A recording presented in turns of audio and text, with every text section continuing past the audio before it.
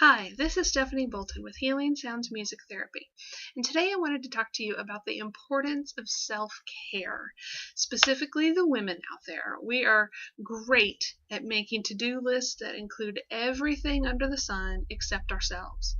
So I wanted to talk to you about that and how important it is to take care of ourselves.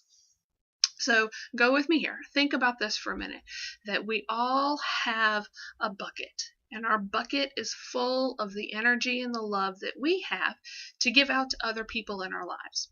So if you think of that love and energy, it's kind of like water. Okay, so our bucket is full of water.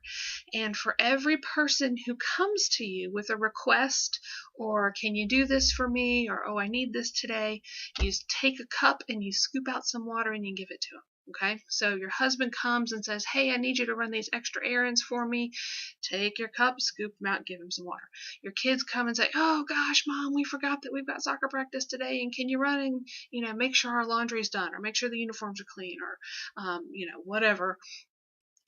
Take that cup, scoop it out, and give them the water, right? And so you can see how after a while, after a few of these interactions, that your bucket's getting kind of empty, right? So how do you refill the bucket?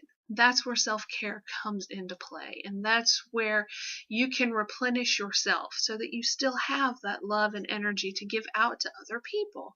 And so some of the ways that we can do that are through exercise, walking, calling a friend, just reading a book, doing something you love. Maybe it's just going to your favorite coffee shop for half an hour and enjoying your mug of coffee with no distractions and no one there to interrupt you. But I also want to caution you, because there are more things that we add to our to-do list. And so maybe taking a walk is on the to-do list, right? All those doing things. There are other ways we can take care of ourselves that aren't to-do kinds of things, right?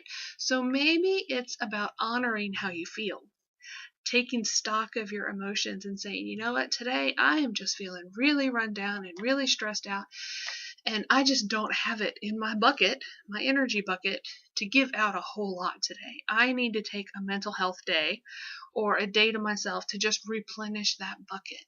And so maybe you look at your to-do list and you cut it down to the bare minimum and say, okay, these are the things I have to do today, right? And everything else can just wait.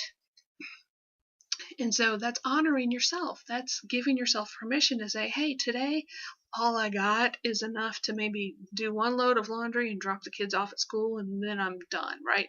I'm going to read a book or watch a movie or hang out at the coffee shop, whatever it is, but honor that emotion. Another thing you can do is to be realistic about your schedule.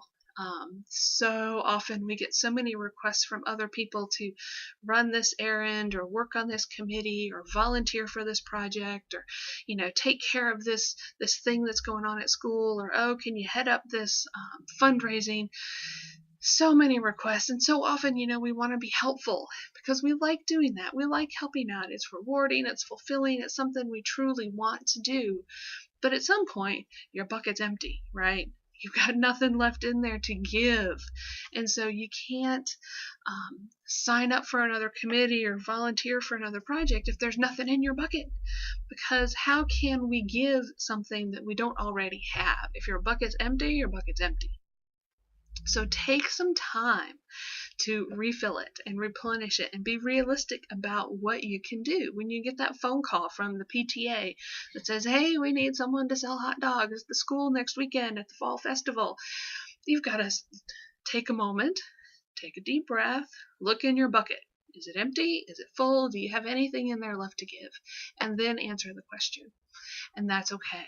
That's honoring your emotions, and that's being realistic about what you can actually do.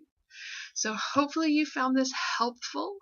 I hope so. You can, if you've got any more tips for self-care, then you can leave them down in the comment section here on the video. That would be great. I would love to see some comments here and some discussion start up. So I hope you have a really wonderful day. Thanks again.